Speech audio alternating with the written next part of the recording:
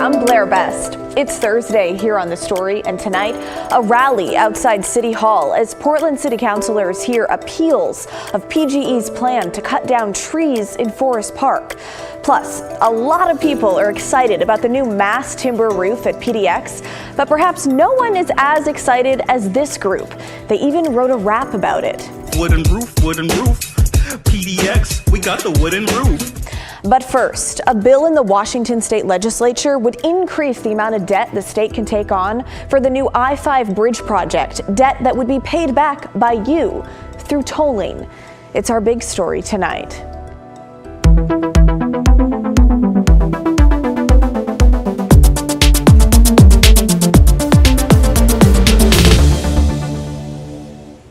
Now, the first thought that may be coming to mind, if the debt limit goes up, does that mean tolls are too? Well, we've been working to find out.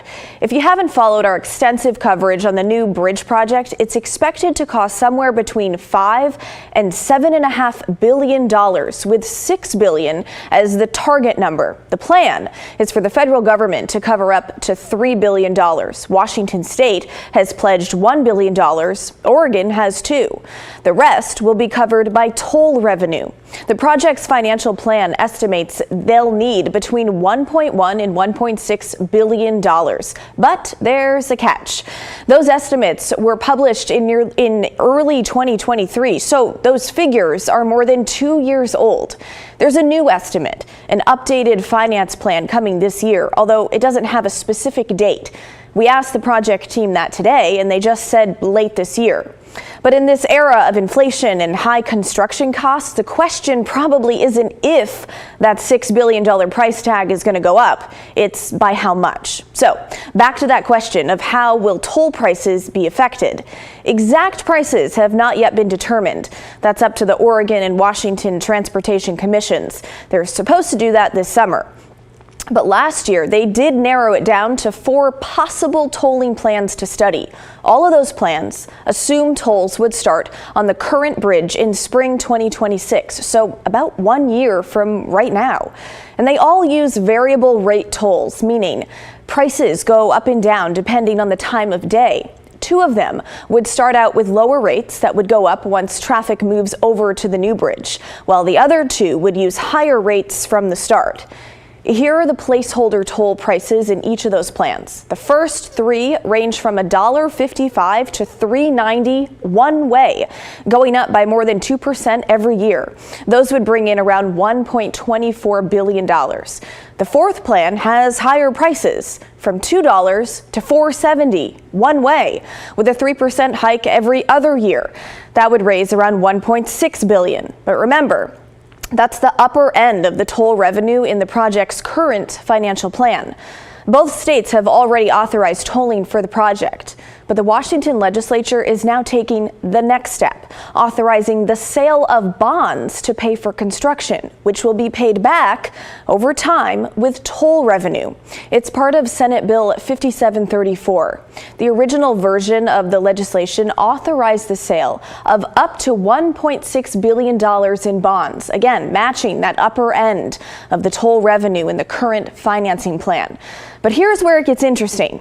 It's not $1.6 billion anymore. Before the Senate Transportation Committee passed it last week, they amended the bill to raise the limit all the way to $2.5 billion. So the big question, why?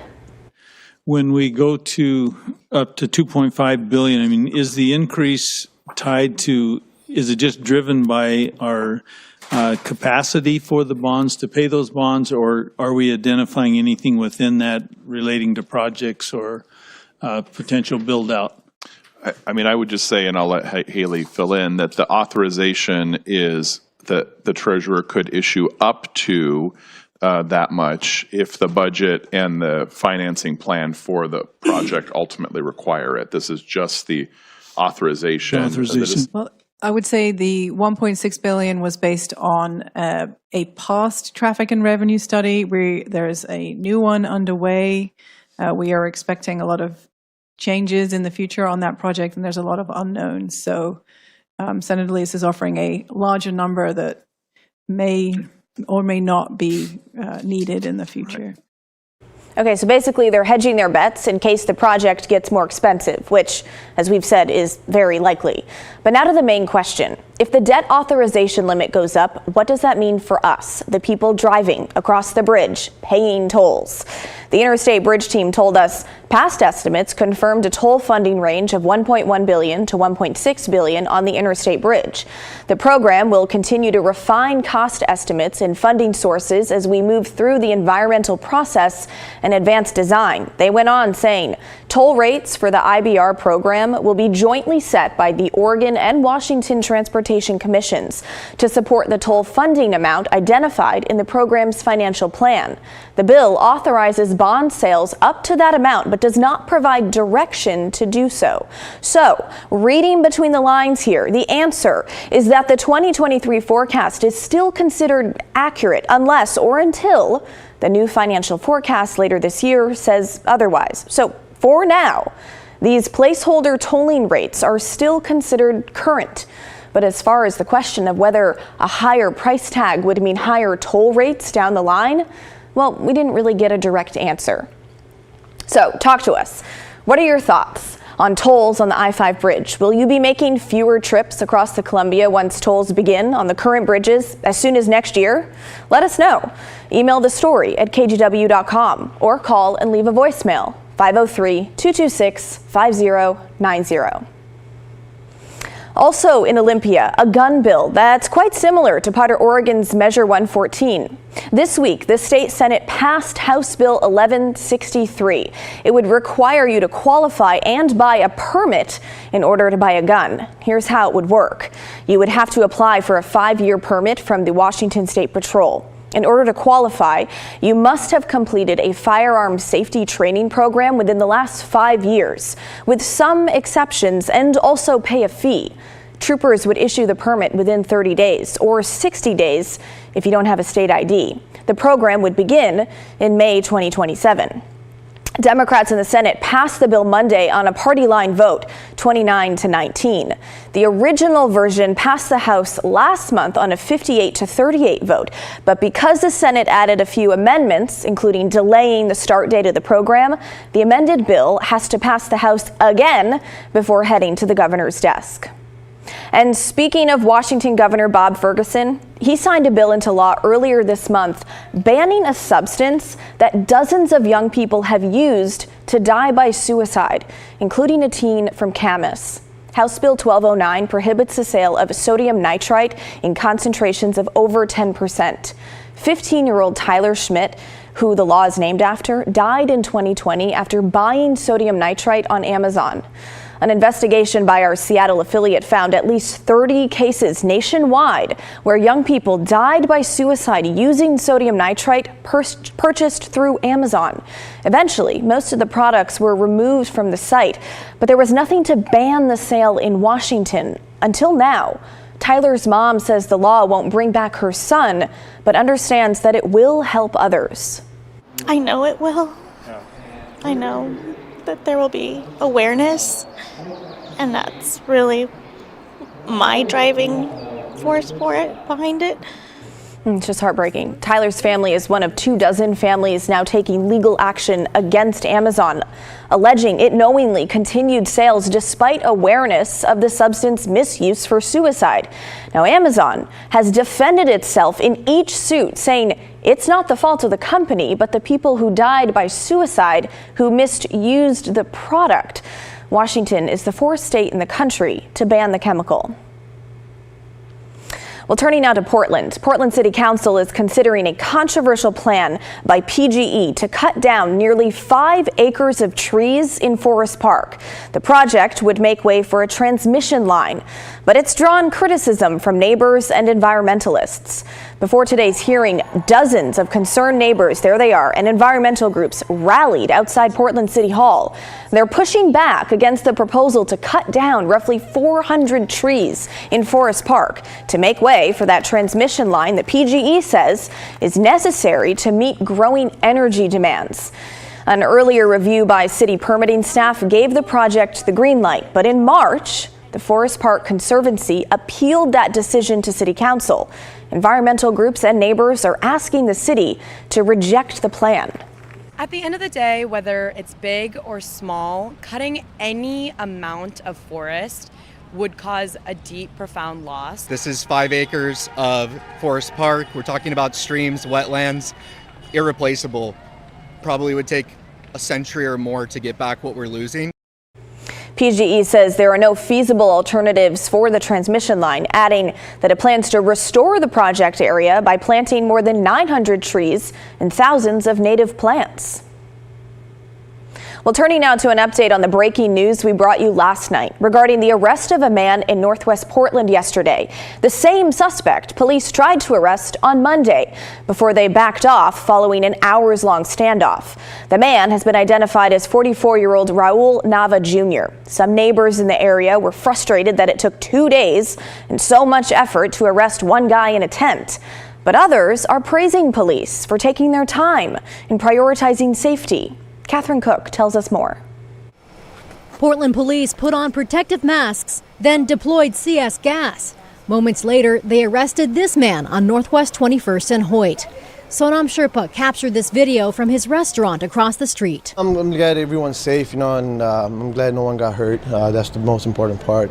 Officers tried to arrest 44-year-old Raul Nava Jr. Monday night on an ID theft warrant. He'd been living in this tent, which police cleared, removing 2 knives and a can of bear mace. Police say when they approached him Monday, he ran, threatened them with a knife, and sprayed one officer with mace. Police responded with less lethal bullets, sending the guy running toward outdoor diners. He hid behind a picnic table during a 3-hour standoff with police. Eventually, uniformed officers left, opting instead to arrest him another time, which came Wednesday in a big way. They had used a robot and there was a whole SWAT team, and it took, this looks like a lot of people to get into custody, this one person. Police say given Monday's events, they had to come up with a unique plan. Surround the tent so that he couldn't run like he did on Monday.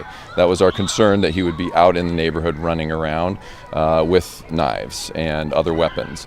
I'm glad it's over. Graham Kraft runs William Temple House near the standoff site.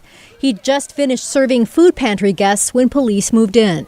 I hope that the person taken into custody gets the help that they need, and that maybe this drives home the importance of de-escalation. We have a crisis on our streets. Police Chief Bob Day pointed to the mayor's plan of ending unsheltered homelessness.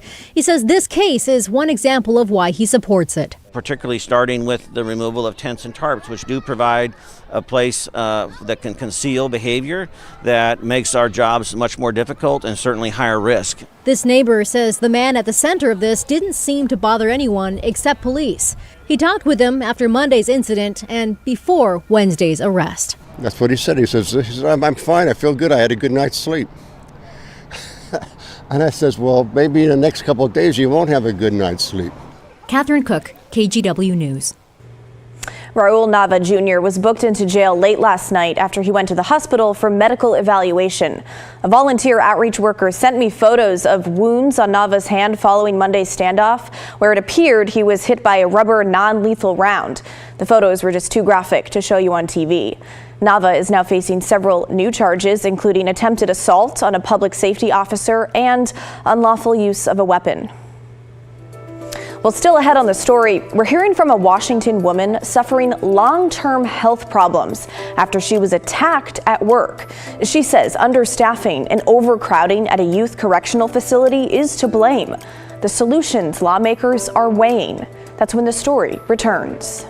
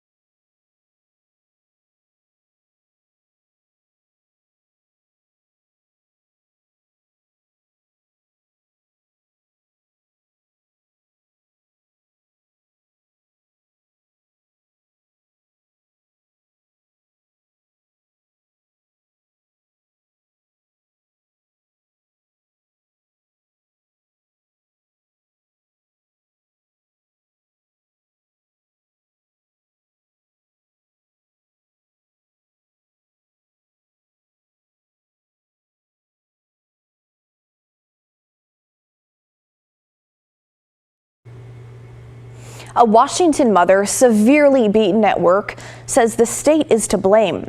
She works at a high-security juvenile detention facility that has operated above capacity for more than a year.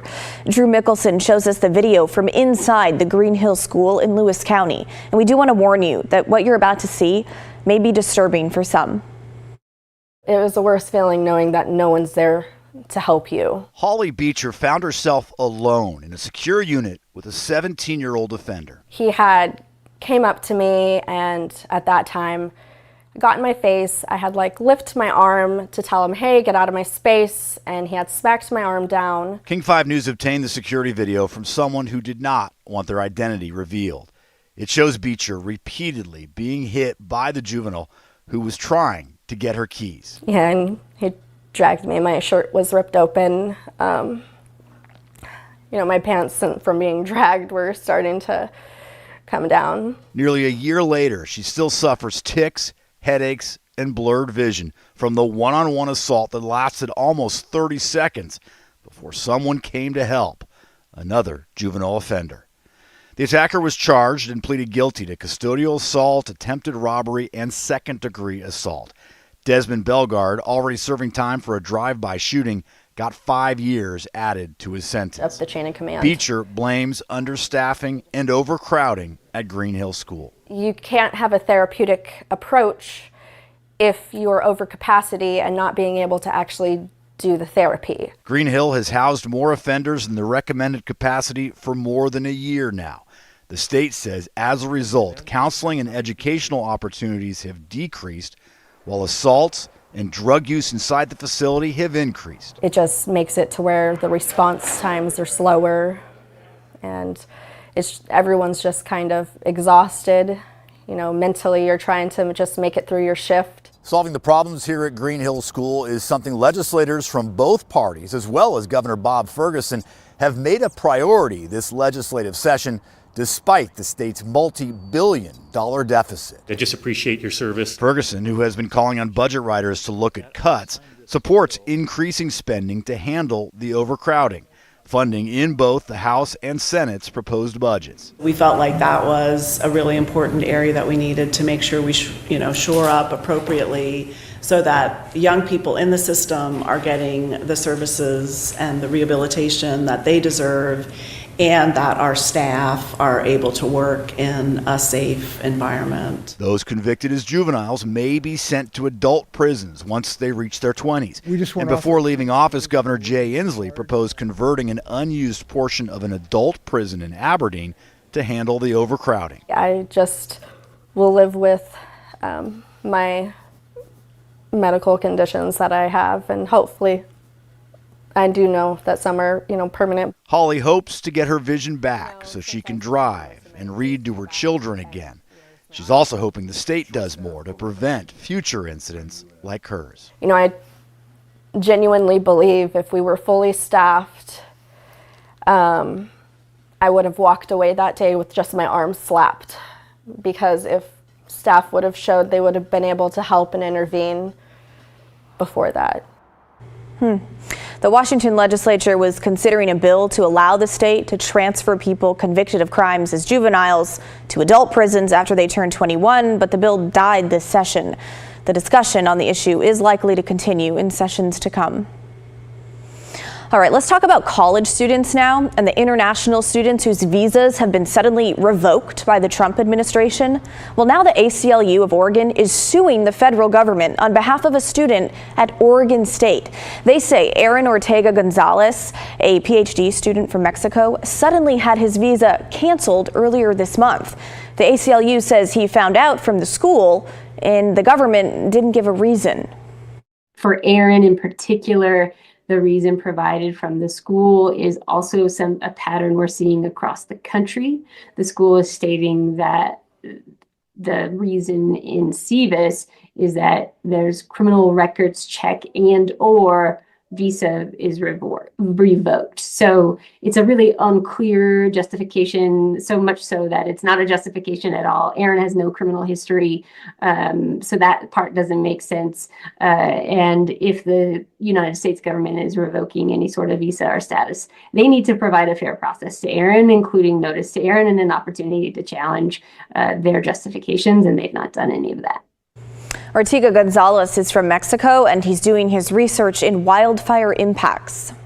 He came to Oregon State to engage in vital research to figure out how do we best protect our rangeland after they've been injured by wildfires. And so what Aaron's doing at Oregon State University is a really important contribution to the state of Oregon and to the United States generally as we face wildfires expanding, especially in the West. The ACLU says he's expected to leave the country, but the timeline is unclear since he hasn't been given any information from the government about the situation. In order to revoke F1 student status, the government needs to have a reason. Things like failing to maintain a full course of study, failing to be engaged in authorized work, or rather engaging in unauthorized work is a potential justification. Aaron's done none of that. Aaron's followed the rules. He's not so much as had a traffic ticket. So again, this sort of arbitrary pattern that we're seeing across the country seems to be at play in Oregon as well. We all have the right to basic due process, fair treatment from the government. We have the right that the government's actions are not arbitrary. And so these are the types of challenges we're bringing with Aaron's case. So as of last week, Oregon State says at least 13 international students have lost their visa status recently. Portland State says 2 current students and a recent graduate lost theirs. 4 students at the University of Oregon were affected and 3 students at Portland Community College. All right, when we come back, this is the most excited anyone has ever been about the new wooden roof at PDX.